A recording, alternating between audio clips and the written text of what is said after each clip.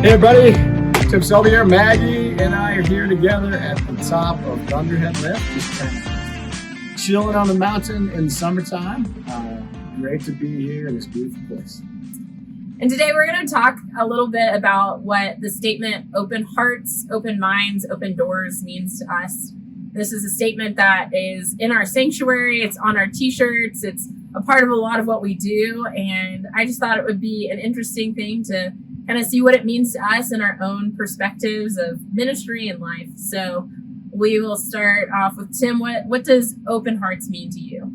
Oh, open hearts is such a great phrase. I think it captures so much of the spiritual life, being open-hearted, being a compassionate person, being filled with love, being somebody who's not judgmental of other people, but has a big heart towards other people, because we know that most of us, we're just doing our best. We don't always get it right, but we're in this together.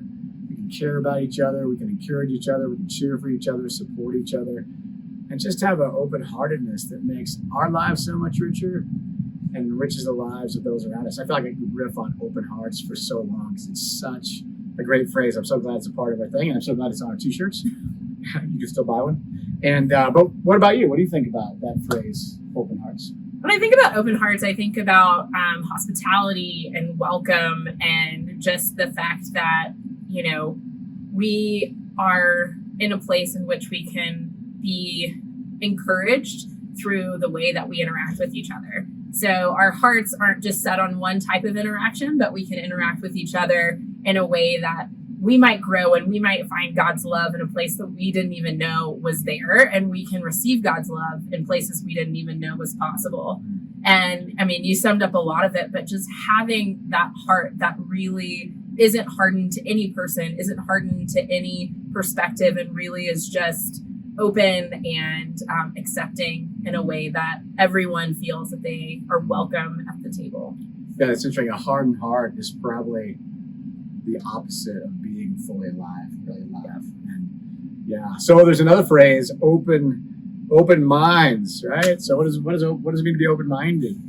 To be being open-minded means that we're not, first of all, it means humility, right? Like that we're not so stuck in our own way of thinking that we can't see other people's perspectives, even if we don't agree with them, but we can see them. We can see that they're valid. We can see that, their minds are God-given, just like our minds are. And we're willing to explore. We're open to scientific exploration. We're open to new and exciting ways of doing church and being in community with each other. And that we're just not stuck in the way things always have been. What about you? I second that. And also, have you ever been around somebody, if you're talking about life or church or spirituality, theology, and they've got it all figured out, they know the way things are, and their mind is just set. It's like it closes down conversation, it closes down connection, it closes down mystery and wonder. I mean, we're sitting here looking at like right behind the camera there is like the most beautiful thing. It's awesome. It's beautiful. Yeah. So that being open to growing, specifically in the spiritual life, that our theology, our spirituality ought to grow as our understanding of this amazing universe grows, like quantum theology and the James Webb Telescope and all these things that inform us in new ways ought to help shape and form our theology. So not thinking like we have it all figured out, like we've got all the answers, like we know it, but being open to, like you say, other people's wisdom, their knowledge, and allowing our own selves to grow and to know that there's so much that we don't know. I always say, like, if I can describe God, God's not very big, because I don't even know how this chairlift works, right? So but just to be open to the wonder, the mystery, the beauty of it all. And then the last part of that statement is open doors. And, outside of a physical door being open, how do you both think about that? And how do you think as a community we try to embody that? Yeah, well, let me start first with the physical door, because our door at the church at 8th and Oak Street, that door to me is such a special thing, and so much beauty and goodness has happened inside that door and those doors. And now I love the way those doors are open to so many people. They're open to Muslims and Buddhists and Jewish people and nonprofit organizations and the Parkinson's work and all kind of great things go on that those doors are open. I'm so excited about how many people find life in that building. And as you say, there's a physical door, but that's also a metaphor that everybody is welcome, that we have room for each other, we have space for each other. So often in our culture right now, we try to divide up, and I'm this and you're that, and we're against each other, and it's kind of like walls and closed doors.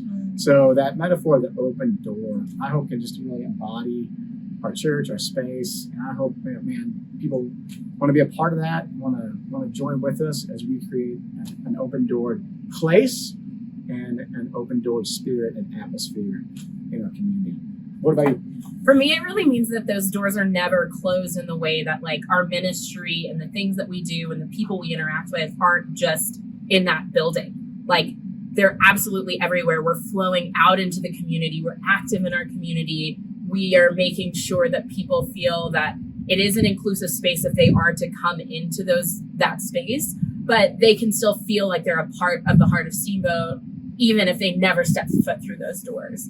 And so it's really like, the church building is not the containment of God's work, but that God's work not only gets enlivened and enriched in that space, but also in the relationships we carry out of that space, how we interact with our neighbors, and also that people know it's like a safe and loving group of people who worship there and space to be.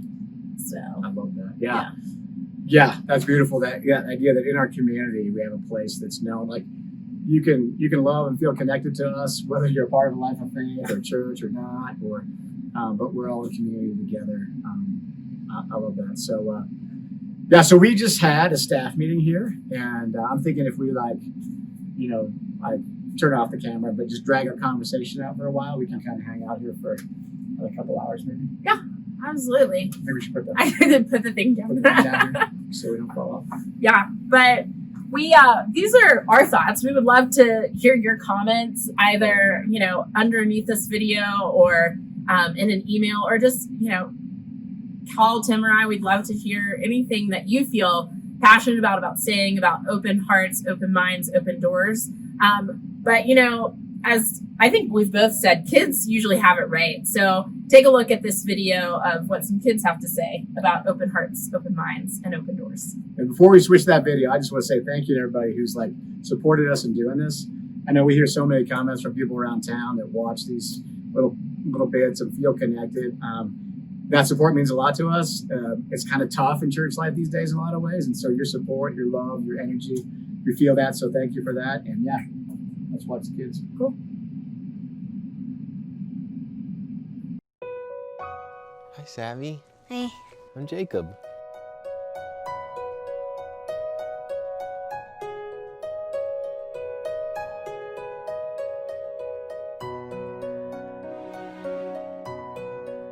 Open hearts means we have open hearts to God so He can fill us up with all His answers.